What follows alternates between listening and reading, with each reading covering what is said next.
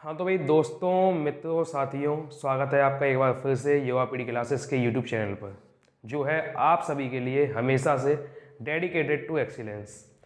तो यहाँ हम आज लेकर आए हैं क्लास लास्ट मिनट प्रिपरेशन की, मतलब आखिरी समय पर तैयारी करने की क्लास लेकर आए हैं। मतलब कैसे हम एन मौके पर जाकर एक दिन पहले एग्ज़ाम से 2 दिन पहले 3 दिन पहले पढ़कर एग्ज़ाम को अच्छा कर सकते हैं, है ना। तो ऐसी क्लास आज हम लेकर आए हैं आप लोगों के लिए। हिंदी की क्लास लेकर आया हूँ मैं आज। तो आज आपके पास हिंदी का टॉपिक है तत्सम और तद्भव। क्या होता है कि काफ़ी सारे स्टूडेंट्स को तत्सम और तद्भव को पहचानने में और उनको सही आंसर लगाने में या सही आंसर फाइंड करने में बड़ी समस्याएं होती हैं आजकल। समस्याएं कैसी कि भाई तत्सम इतने सारे हैं, तद्भव इतने सारे हैं, कैसे इनको टैकल किया जाए, कैसे इनको पढ़ा जाए।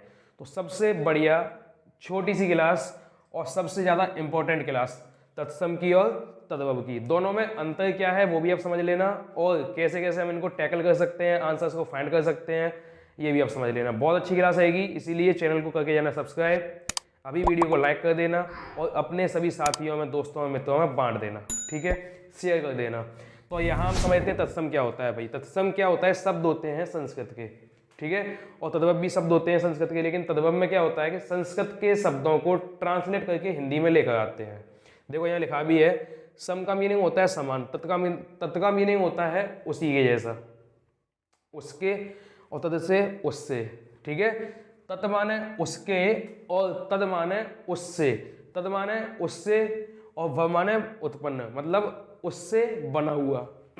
तत् माने उसके और सम माने समान, मतलब उसके समान। मतलब ऐसे शब्द जो संस्कृत के समान होंगे वो तत्सम होंगे, और ऐसे शब्द जो संस्कृत से उत्पन्न हुए हैं, संस्कृत से बने हैं, वो तद्भव होंगे, ठीक है। तो हम यहाँ देखो बात करते हैं जिनका तद्भव अवश्य हो, तत्सम शब्द वे कहलाते हैं। मतलब जिनका तद्भव अवश्य हो, मतलब जिस शब्द का तद्भव आप बना नहीं सकते उसका तत्सम होता ही नहीं है। ऐसे ही तद्भव में जिनका तत्सम अवश्य हो, मतलब जिन शब्दों का आप तत्सम तैयार नहीं कर सकते उनका तद्भव भी नहीं होता है। ये मोस्ट इंपॉर्टेंट पॉइंट है दोनों ही। अब आते हैं भाई इसमें और इसमें अंतर कैसे पता लगेगा हमको। तो हमने पहला पॉइंट लिखा है संस्कृत भाषा के शब्द या ओल्ड हिंदी, ठीक है। संस्कृत भाषा के शब्द या ओल्ड हिंदी, मतलब अगर आपको तत्सम पहचानने हैं तो या तो संस्कृत भाषा से आए हुए शब्द हों या फिर ओल्ड हिंदी हो, मतलब पुराने समय में, पुराने जमाने में ऐसे शब्दों को बोला जाता हो। जैसे अपन रामायण महाभारत देखते हैं, वो संस्कृत बेशक ना बोलते हो लेकिन उस तरह की, उस समय की हिंदी का उपयोग करते थे। लेकिन अभी आज की देखा जाए तो आज की हिंदी जो होती है वो होती है आधुनिक हिंदी, या हम कह सकते हैं दैनिक हिंदी के शब्द, ठीक है। तो दैनिक हिंदी या आधुनिक हिंदी के शब्द होंगे तो तद्भव कहलाएंगे, और पुरानी हिंदी होगी या फिर संस्कृत भाषा के शब्द होंगे तो वो तत्सम कहलाएंगे, ठीक है। शब्दों को पहचान लो, पढ़ लो, समझ लो कैसे है। एक शब्द है तत्सम में प्रस्तर, तो इसका तद्भव बनता है पत्थर। तो ये वाला शब्द देखो, हम लोग पत्थर ही तो बोलते हैं, और पहले के ज़माने में या संस्कृत भाषा में क्या बोलते हैं, प्रस्तर बोलते हैं। यहाँ लिखा है बंध्या, बंध्या तत्सम में। और आधुनिक भाषा में, आधुनिक हिंदी में या दैनिक हिंदी में क्या बोलते हैं, बांझ। महिला जिसके बच्चा नहीं हो तो उसे तो बांझ कहते हैं। तो पहले के ज़माने में बंध्या बोला जाता था, आज के ज़माने में बांझ बोला जाता है। ऐसे ही फाल्गुन का एक महीना होता है, पहले फाल्गुन बोलते थे, लिखते भी फाल्गुन थे। आप कैलेंडर देखो फाल्गुन लिखा आता है, लेकिन अब बोलचाल में क्या हो गया है, फागुन हो गया है। तो बोलचाल की जो भाषा होगी, जिन्हें हम डेली बोलते हैं, वो तद्भव कहलाते हैं, और जो बोलचाल की भाषा नहीं है, जिन्हें हम डेली नहीं बोलते हैं, वो तत्सम कहलाते हैं। ऐसे ही मशक बोलते हैं, आप रामायण में देखना मशक बोला जाता है दुष्टों को, मतलब छोटे हों, बड़े दुष्टों के सामने वो छोटे हों तो उनको मशक बोल दिया जाता है। और यहाँ हम बोलते हैं मच्छर, तू तो मच्छर की जत्ता है तो ये हाल पकड़े को चल दूंगा मैं, है ना, ऐसा बोला जाता है। ऐसे ही दंड होता है, एक शब्द पुराने जमाने का, ओल्ड हिंदी में। यहाँ जो दंड होगा वो नई हिंदी में या डेली बोलने वाली हिंदी में डंडा होगा। बताओ कितना अंतर है कि नहीं। फिर यहाँ सर्प होता है, पहले सर्प बोलते थे, संस्कृत में शब्द बोलते हैं सर्प बोलते हैं, और हम अब दैनिक भाषा में क्या बोलते हैं, दैनिक हिंदी में क्या बोलते हैं, आधुनिक हिंदी में क्या बोलते हैं, सांप बोलते हैं। ऐसे ही पृष्ठ आता है, देखो ये पृष्ठ, इसको हम समझते हैं पेज, जबकि यहाँ निकलता है अर्थ इसका पीठ। मतलब संस्कृत भाषा में देखा जाए तो उसी पीठ को पृष्ठ बोला जाता है, उसी पीठ को ओल्ड हिंदी में पृष्ठ बोला जाता है, लेकिन डेली बोलचाल की भाषा में, दैनिक हिंदी की भाषा में हम उसको पीठ कह देते हैं। है ना अंतर। बस इतना अंतर आपको समझना है और आपका काम हो जाएगा तत्सम तद्भव में। अब आते हैं आधा स्वर या स्वर रहित या शुद्ध व्यंजन। आधा व्यंजन होगा, स्वर रहित व्यंजन होगा या शुद्ध व्यंजन होगा, उसे हम तत्सम में रखते हैं। जैसे ये देखो आधा है, ये आधा है, इसमें देखो ये स्वर रहित भी है और शुद्ध भी है, टा। इस टा को हम स्वर रहित भी कहते हैं और शुद्ध भी कहते हैं। अन्न आधा है, अंग रक्षक में देखो ये चीज है, ये चीज है, ये जो है ये बना है ना, ये का और सा से मिलकर बनता है, इसीलिए आधा भी है। और आगे आओ तो ये देखो ये आधा है, ये नीचे भी आधा लगा हुआ है, मतलब इसमें दा आधा होगा, रा तो पूरा है, दा आधा होगा। ऐसे ही आते हैं संयुक्त व्यंजन पे। संयुक्त व्यंजन होते कौन कौन से हैं, तो हम छा,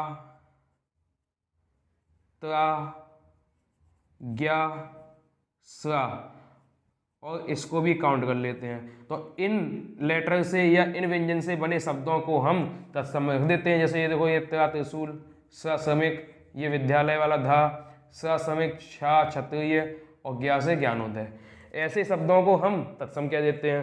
फिर आते हैं अनुस्वार, अनुनासिक, नासिक्य, पंचम वर्ण या बिंदी वाले शब्द, है ना। तो अनुसार, अनुनासिक, नासिक के पंचम और बिंदी, इनको आपको कुछ समय में नहीं आता ना कि कैसे हम इनको पहचानेंगे, तो आप सीधे सीधे समझो कि पहली तो ये जिसमें बिंदी लगाई जाती हो, ठीक है, नासिक के जो नाक से बोले जाते हो, अनुसार जिनमें बिंदी होती है, इसी अनुसार को, इसी अनुनासिक को, इसी नासिक के को बिंदी बोला जाता है। तो बिंदी जिन जिन में लगी होती है वही शब्द तत्सम होते हैं। पंचम वर्ण क्या होता है, तो आपने हिंदी अगर पढ़ रखी है ना, थोड़ी बहुत ऐसे पढ़ी भी होगी, वर्णमाला पढ़ा होगा। वर्णमाला में हर एक को वर्ग बनाया गया है, वर्ग 5, 6, 7 जितने वर्ग बनाए गए हैं उनमें क्या होता है 5-5 वर्णों को डिवाइड किया गया है। जैसे का से लेकर ड़ा तक, का, खा, गा, घा, ड़ा, चा, छा, जा, झा, ड़ा। तो लास्ट के जो 5वां वर्ण है, ड़ा, ड़ा, ड़ा ऐसे करके, ना और मा, जो लास्ट का 5वां वर्ण है उसी वर्ण को हम पंचम वर्ण बोलते हैं। तो पंचम वर्ण से बने हुए शब्दों को भी क्या कह देते हैं, तत्सम कह देते हैं। जैसे उंगली में देखो, अंगुली बिंदी लगी हुई है। पोषण में ये देखो लास्ट में आ गया, ये प्रमाण का आ गया। कंचन में ये ना होता है, ये ना होता है ना, ता, था, दा, धा और ना, 5वां ना होता है, ये आ गए भाई पंचम वर्ण। नासिक के वर्ण, अनुनासिक वर्ण, अनुस्वार वर्ण, बिंदी भी आ जाती है इसी में। देखो ये बिंदी है, ये बिंदी है, ये बिंदी है। अब आता है विसर्ग या हलंत। ये देखो ये विसर्ग होता है, सभी जानते हैं, 2 बिंदी रख दो विसर्ग हो गया। हलंत देखो ये हलंत हो गया लड्डू में। एक और हलंत हमने कहाँ देखा था, नाट्य में देखा था, ये नाट्य, ये यहाँ भी हलंत है, मतलब हलंत है तो मतलब कैसा है, तत्सम है।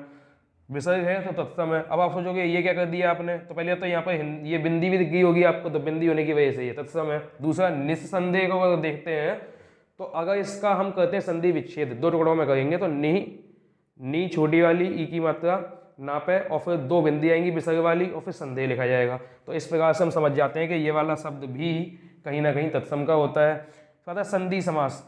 संधि समास तो भाई इसमें भी है, इसमें भी है। संधि समास कैसे, संधि समास ऐसे, जिन संधि के शब्दों में, जिन समास के शब्दों में जो टुकड़े किए जाते हैं ना, उसमें से एक टुकड़ा संस्कृत भाषा का हो, दूसरा कुछ भी बना है, कोई फर्क नहीं पड़ता। एक टुकड़ा संस्कृत भाषा का हो, बाकी का दूसरा टुकड़ा हिंदी, संस्कृत कुछ भी हो सकता है। तो देखो ये इनमें, ये देखो तप संस्कृत भाषा का है, राज संस्कृत भाषा का है, पुत्र संस्कृत भाषा का है, अष्ट संस्कृत भाषा का है, संस्कृति तो है ये। अब इनको ऐसी निर्दोष में हमने ऐसा क्यों किया, क्योंकि भाई इसमें जब इसको संधि विच्छेद करते हैं तो नी पे लगती है विसर्ग, 2 बिंदी, ना पे छोटी की मात्रा और 2 बिंदी, नि और फिर दोष। इस तरीके से हम संधि और समास भी ले लेते हैं, लेकिन संस्कृत वाले। फिर आते हैं उपसर्ग प्रत्यय संस्कृत वाले।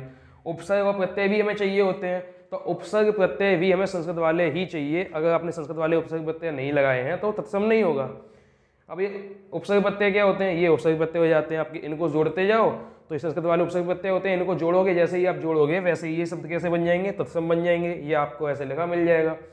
तो आते हैं जटिल, कठिन, क्लिष्ट शब्द।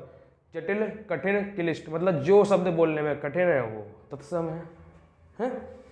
ये शब्द बोलने में कठिन ही तो होते हैं। जिन शब्दों को हम डेली की आम बोलचाल की भाषा में इस्तेमाल नहीं करते, दैनिक यूज नहीं होता उनका, रूटीन में हमारे में नहीं है बोलने चालने में, वही शब्द होते हैं जटिल या कठिन। हैं? आप बोलते हो कभी परम आवश्यक, परम आवश्यक बोलते हो कभी?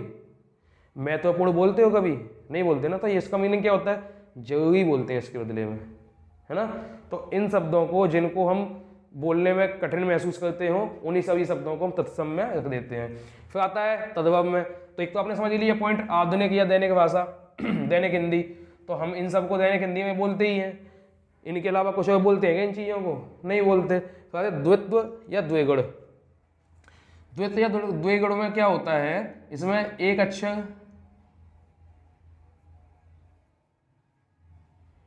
एक व्यंजन आधा होगा और एक व्यंजन पूरा होगा, और दोनों ही साथ में लिखे जाएंगे। जैसे ये देखो, चा आधा फिर चा पूरा, पा आधा फिर पा पूरा, मा आधा फिर मा पूरा, मा आधा और मा पूरा। ये हो गया भाई तद्भव है। इन सब को हमने संस्कृत भाषा से आसान करके बनाया है, तो ये मिल जाते हैं हमें। पता है उक्षिप्त व्यंजन। उक्षिप्त व्यंजन कौन से होते हैं?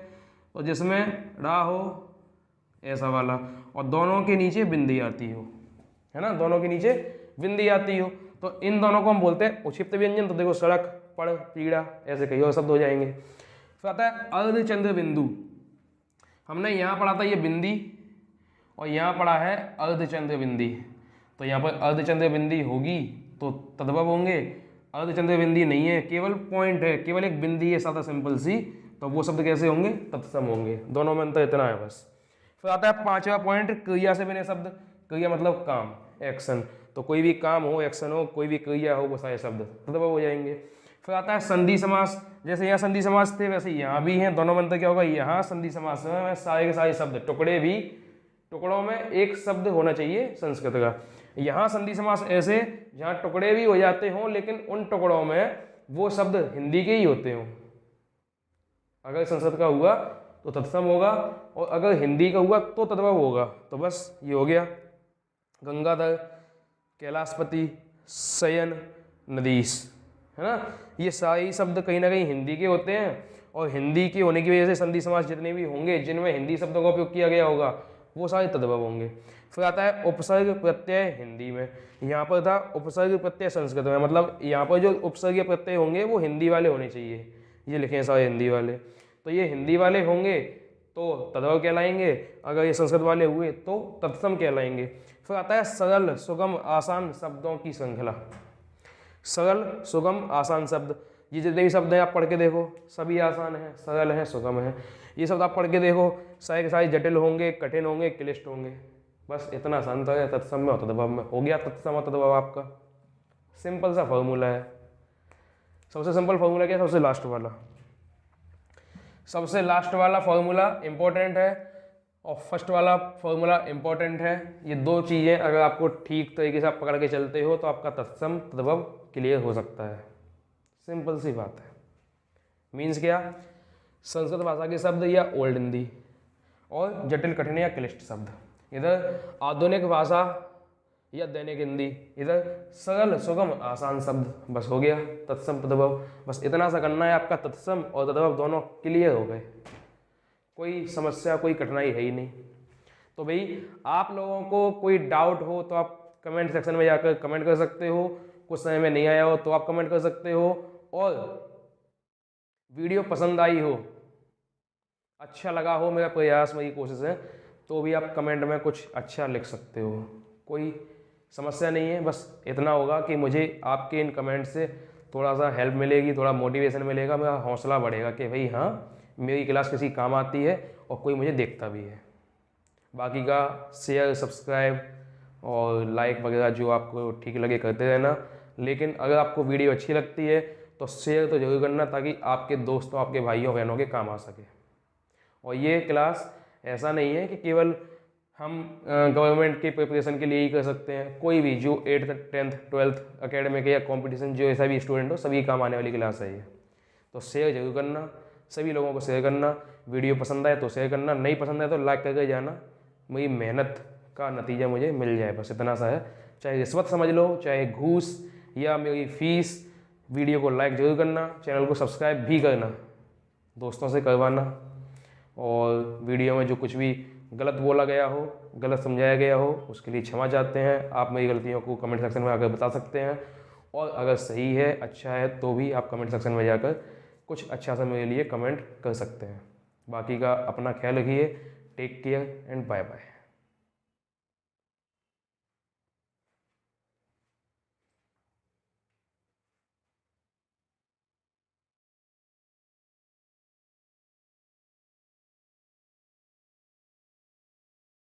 पूछा गया था x²/y/z।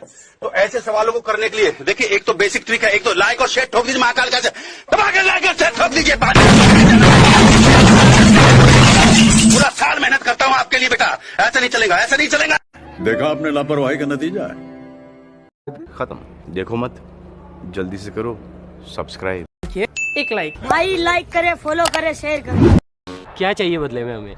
बस एक प्यारा सा लाइक। तो इस वीडियो को लाइक कर देना और सब्सक्राइब कर दो यार। सब्सक्राइब यार, सभी की मांगे मैं पूरी करता हूँ। मेरी एक ही तो मांग रहती है कि सब्सक्राइब कर दो चैनल को। तो जिसने भी चैनल को सब्सक्राइब किया उसको जय हिंद, जय भारत और दिल से सैल्यूट। ये इस तरीके का सैल्यूट। जिन्होंने सब्सक्राइब कर रखा है और जिन्होंने नहीं किया है कर दो यार, आज जोड़ के विनती है।